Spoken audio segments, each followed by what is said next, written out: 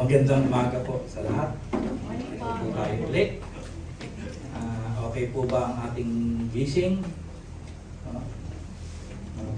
Tinugon na po ng Panginoon. Tayo po ay malimigan na dahil tagulan na po. At ang ating mga babayarin sa ilaw, kuryente, ay bababa na po kasi patay na aircon. Ngayong umaga po, tayo po ay na anuhan ni Pastor na tayo po ang magdala ng mensahe sa umaga. Bago po, tayo po muna ay humingi ng gabay sa ating Panginoon. Panginoon, salamat po sa umagang ito. Binigyan mo kami ng magandang araw para kami ay makapagtipon para sumamba sa iyo. Panginoon, patuloy akong humingi ng gabay mula sa Banal na Espiritu mo, Panginoon. Ikaw po ang mauna, po ang makita, ikaw po ang magsalita, Panginoon. Sa umagang ito ng mensahe, gamitin mo lang po ako bilang isang isiglang glory. Panginoon, naway naunawa namin ang tunay na kagustuhan mo sa aming bawat isa. Patuloy ka namin dadakilahin, sasambahin sa mga salita mo sa iyong mga panalangin, pangalan ng Jesus. Amen. Tunay po na napakabuti po ng Panginoon tuwing sasabihan ako ni Pastor na Deacon Hill, schedule ka. Para natatawa yung dalawang elders. Sabi niya, meron kang schedule sa June 8. At nung kami nag-usap ng June 8, may schedule ka na naman ng July. Pastor, parang favorite mo na ata. Tunay nga po, napakahirap po na magbigay ng mensahe dahil galing po sa Panginoon ito. Hindi naman po tayo nag-aaral sa Bible School. No? Tayo po ay natuto lang sa pakikinig. No? Pakikinig po ng salita ng Diyos. Ngayong umaga po ay dadako po tayo sa ating pag-aaral. Ito po ay buwan ng panalangin. No? Sabi nga, ang topic daw po, sabi ni Pastor, ay pray for one another. Sabi po rito, prayer is defined as a conversation with God. That include praising, confessing of sin, thanksgiving, and asking for needs. It's a two-way relationship where human both speak to God and listen to His response. Prayer, it seems, as a way to draw closer to God, seek His guidance, and express gratitude. May 7 aspeto po ang panalangin. Ang una po, communion with God. Prayer, prayer is a way to engage in a close personal relationship with God. Nakikipag-ugnayan po tayo sa Panginoon. Number 2 po, communication. It's involved talking to God, expressing needs, desires, and praises. Pangatlo po, petition and thanksgiving. Prayer can be used to ask for help, guidance, or to give thanks or blessing. Number 4, intercession. Prayer for others, also known as intercessory prayer, is encouraged in the Bible. Number 5 po, hearing God's voice. Hindi po puro tayo lang nagsasalita, nag-uusap din po ang ating Panginoon sa atin. While prayer involves speaking to God, it is also involved listening to His guidance and direction. Number 6, sincerity and humility. Acceptable prayer, it seems as sincere and with reverence. At ang pang-pito po, it is important in Christian life. Prayer considered central of the Christian life, with Christian engaged to pray continually. Sabi nga po, ang prayer po, lalo dito po sa ating church, no? Makikita po natin ang iba't ibang klaseng prayer. Ano po? Andyan po yung sa ating opening prayer, andyan po yung congregational prayer, yan po yung offertory prayer at closing prayer. At ang huling-huli po yung benediction. Po. Ang panalangin ay minsan nang itinuro ng Panginoong Yesus sa kanyang mga alagad. Ito ay makikita sa Matthew 6. Ngayon po, dako po tayo sa ating konteksto kay Santiago, James, no? Ang context po ng James sa panahon na isinulat ito, it's about scattering of Christian. No? Scattered, no? Sa Tagalog, no? Nagkakahiwawa, nagkakawalay-layo. No? Dahil sa panahon na yon, nandun po ang kaguluhan, ang paghihiwalay ng pamilya. Kaya napakabigat po ng sitwasyon ng panahon ni James na sinulat niya itong context na ito. Kaya ang part of encouragement ni James sa chapter 5 ay prayer. Sa ating mababasang scripture, meron 6 circumstances tayong pag-aaralan. Kaya ang title po ng ating mensahe ngayong umaga, Pray in all circumstances. Ngayon, 6 po na puntos na ating pag-uusapan. Sa verse 13, andyan po, makikita natin, hard times. Pangalawa po, happy time.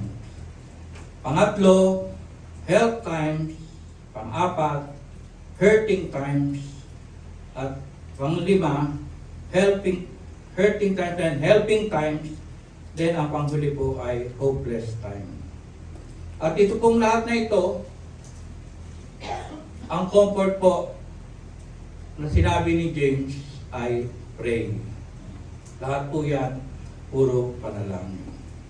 Una po, hard times. Makikita po natin sa verse 13. Sabi po doon, is anyone among you suffering? Then he must pray. Sabi po ni James doon, pag tayo po daw ay nasa hard time, suffering, tayo po ay manalangin. Kasi nga po, ang panahon na yun ay scattering, may ando doon pa ang persecution.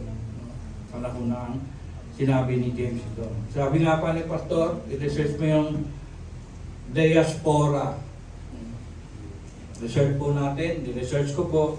Ibig po sabihin, Jewish people living outside Israel. Talaga po sila nangalap kasi pumunta po sila sa mga ibang lugar. No? Diyan po sila pumunta sa Samaria, no? At sa iba pang lugar. Kaya ang comfort po ay sanang hard times is pray. Sabi nga po ng Proverbs 18:10, then the name of the Lord is a strong tower. The righteous run into it and it's safe.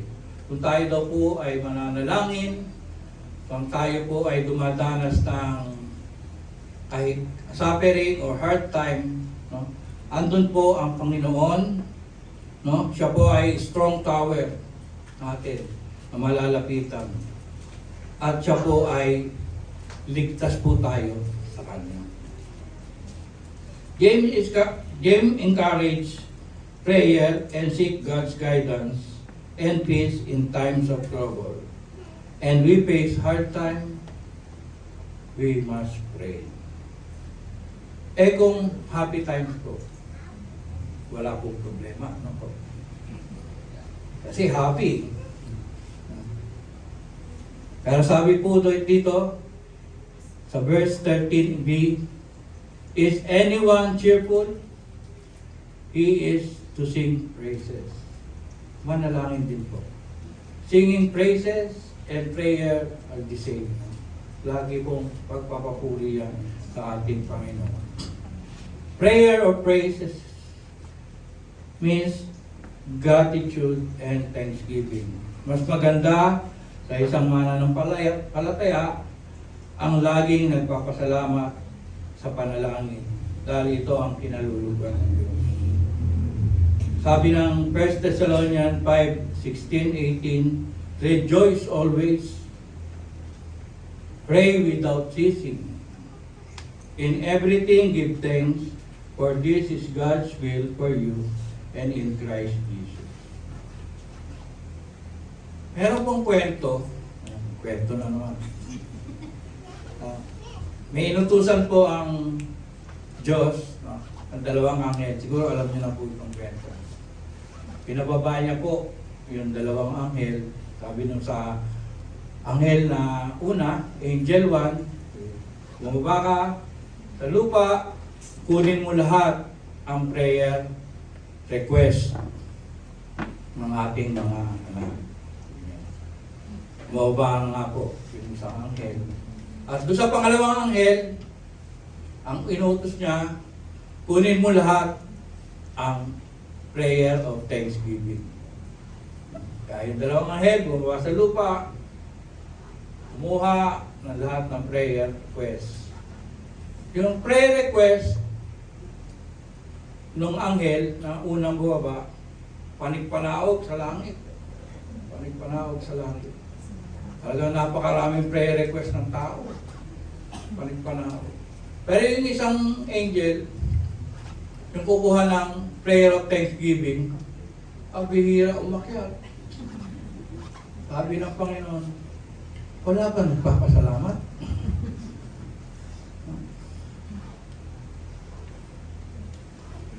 Kahit po sa ating buhay, ay tayo po ay nasa dako ng cheerful, masaya, kailangan po nating magpasalamat. Kaya nga po ang prayer request natin, laging may thanksgiving. Tayo po ay nagpapahingi ng mga prayer requests, may kalaki po ito ng thanksgiving. Nalulugod po ang Panginoon kapag tayo po ay nagpapasalamat sa ating mga natatanggap sa araw-araw. Lagi po tayo magpasalamat. Hindi po masama ang magpasalamat sa Panginoon. Dahil siya rin naman po ang bibigay sa atin ng katulungan. Ang pangatlo po ay health times. Sabi doon, health times, pray. Ang sick po dito sa Greek, turo po ni Pastor, is holistic. Meaning, hindi lang po sakit, ito po ay yung mga depression, yung kalagayan ng tao, yung pag-iisip, hindi lang po ito nakapokus sa sakit. No? Ito po ay kabuuan ng kasakitan ng tao.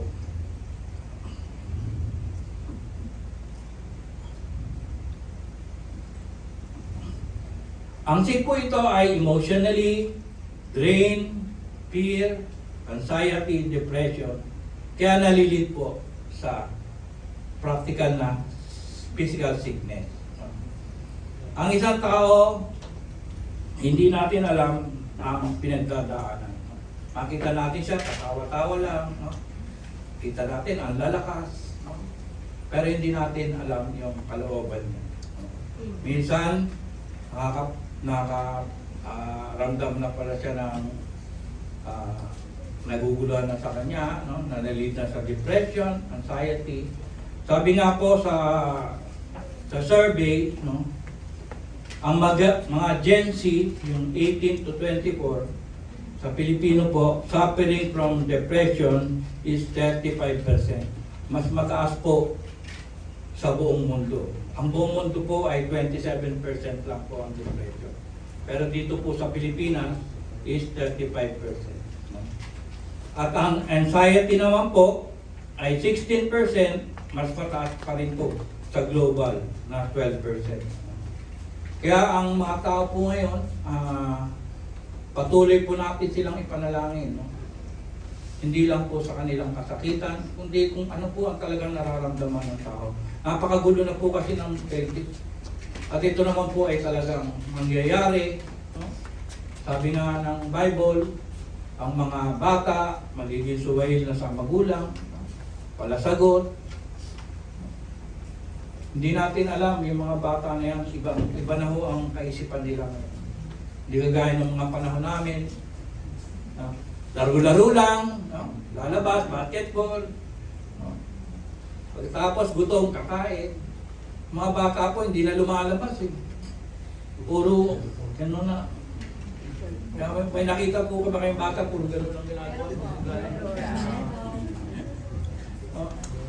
Kawawa po ang mga bata ngayon. Kaya kailangan po ng gabay. Hindi po porki nakikita niyong ganyan po ang mga bata na malusog, malalakas. No? Talagang kailangan po ng mga magulang ngayon na gabayan po ang ating anak. Health time. Let's pray for them. At ang pang-apat po, hurting time. Sabi sa 15, verse 15, and the prayer offered in faith will restore the one who is sick, and the Lord will raise him up. And if he has committed sin, they will be forgiven him. Hurting times, pray. Why po? Because they are sinning. Sino ang nasasaktan pag tayo ay nagkakasala? Di ba po ang banal na Spirit? The Holy Spirit grieves. Kaya, sabi nga, ipanalangin natin pag tayo po ay dumaranas ng mga hindi kalugod-lugod sa Diyos. No? At ang Panginoon po ay nasasaktan. No? Sabi nga, let's pray for repentance and pray for confession. Tunay nga po na sa hirap ng buhay ngayon, minsan nakakagawa tayo ng hindi maganda at hindi ka nakakalugod sa Diyos. Kahit tayo po ay mananampalataya na, no? Minsan natetempa rin tayo, no? At nasasaktan po ang Lord. Kaya kailangan po tayo ay patuloy na manalangin, no? Humingi tayo ng kapatawaran at i-confess po natin sa Panginoon na tayo po ay nagkasala. Ang kalooban po naman ng Lord talaga ay patawarin tayo sa ating mga kasalanan. Dinala niya na sa krus ng Kalbaryo ang lahat ng ating kasalanan, gagawin pa, no? Nagawa na, no? Napatawad na po ng ating Panginoon. Sabi nga sa 1 John 1:9, na alam naman po ninyo yun, if we confess our sin, He is faithful and righteous to forgive us our sins and cleanse us from all unrighteousness. Huwag po tayong matakot, huwag po tayong mangamba na baka tayo ay may consequence po pag may kasalanan, totoo po yun. Pero yung pagpapatawad ng Diyos, lagi po narayaan. No? Huwag po tayong magkatubiling, lumapit sa Panginoon pag tayo po ay nagkakasala. Dahil pagdating po ng hurting time, let us pray. Panglima po, ito po ang pinaka-topic ng ating ng ating series ngayong buwan ng June. It's helping time. Pray. Sabi po ng verse 16b, pray for one another so that you may be healed. Sa totoo lang po, napakahirap naman manalangin lalo na sa kaaway mo. Ang lumalabas sa ating bibig, curse. Pagkakaaway. Pero sabi po ng Panginoon, panalangin daw po natin. Help them. Kaya helping time. Because ang mga tao po ay may kultura ng selfishness. Hindi po natin maalis yun. May pagkaswapang po ang tao. Gusto niya lang, puro sarili niya. Ayaw niyang magbigay ng panalangin sa kanyang kaaway. Prayer to others means interceding is encouraged in the Bible.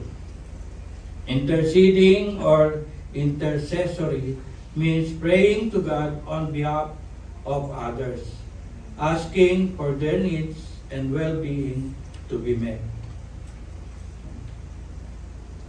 Yan po, yung pag-intercede po, minsan ginagawa ko yan sa prayer meeting. Nung kami po ay nasa ibang mga churches, laging meron pong nag-intercede po yung mga prayer warrior. Lalo na po yung meron po kaming naimbitahang pastor, magbibigay ng mensahe sa anniversary namin. May kasama po siyang tatlong prayer warrior niya. Talagang nag-intercede po siya. Habang siya po ay nagme-mensahe, nag-intercede po yung tatlong kasama niya, prayer warrior. So yun po ang sabi ng Bible, intercede to one another. Importante po yun sa isang iglesia. Kailangan po na lagi nating ipanalangin ang bawat isa, at ating mga nakikita sa labas, mga tao na nangangailangan.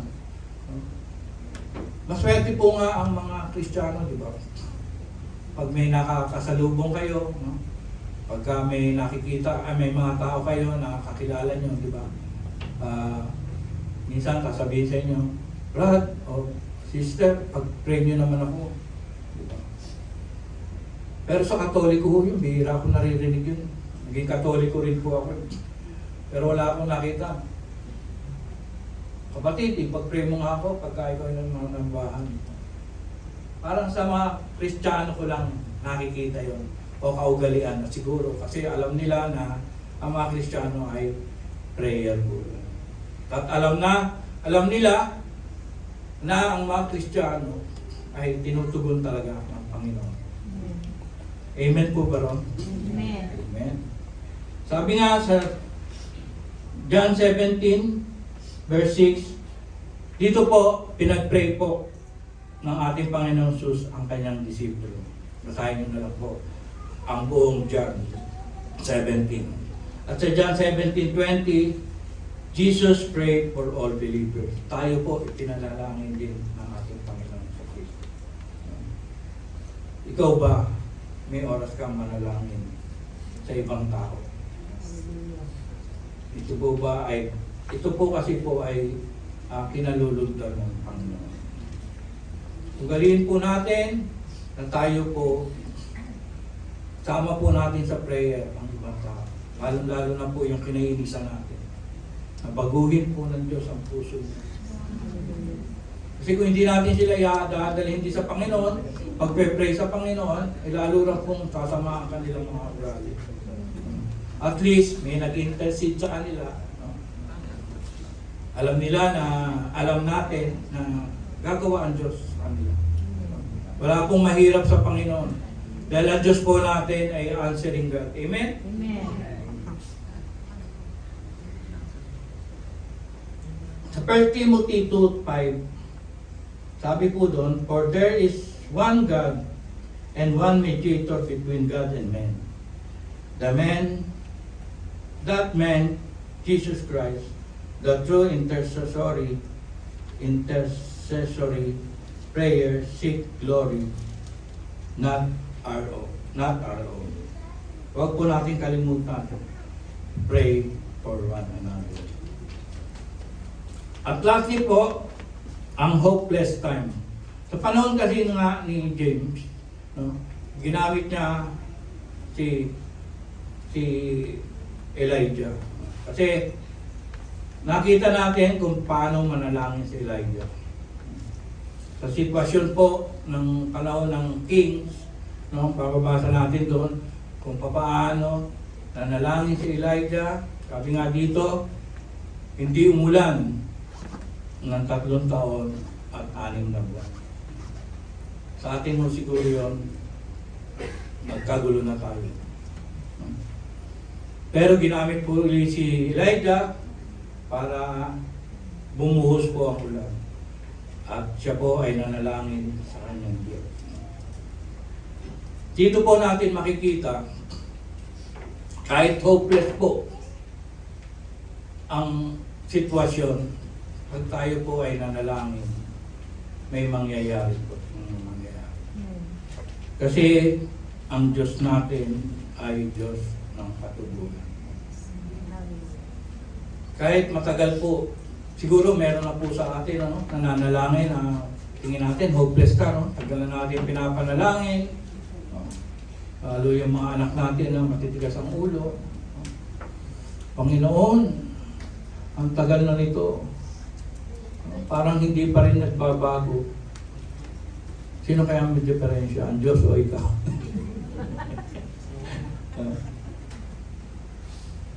Huwag po tayong manawang manalangin.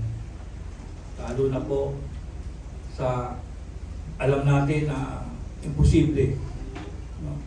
Pero ang Diyos po, wala pong imposible sa Panginoon. Amen. Lahat po imposible sa Panginoon. Doon nga po sa king, no, humingi ng maling prayer ang propeta ni Baal, tumawag sa maling Diyos. Pero si Elijah tumawag sa totoong Diyos at ito ay sumagot. Walang mahirap sa ating Diyos kahit sa tingin natin hopeless. May magagawa pa ang Diyos sa atin. Kaya ba may mga prayer po tayo sa tingin natin na wala ng kasagutan or hopeless, huwag po natin tigilan. Dahil alam natin na tutugon ang Diyos. Amen. Amen po. Amen. Kaya po, sa umagang ito, bilang tayo po ay binigyan ng karapatan, lumapit sa Ama sa pamamagitan ng ating Panginoon Hesus sa panalangin, ito po ay isang malaking pribilehiyo sa ating mga mananampalataya. No? Privilege po natin na lagi tayo lumapit sa Diyos. Huwag po tayo manawa. Gawin po nating hobby, gawin nating passion ang manalangin sa Panginoon. Dahil ito po ang kinalulugan ng Diyos.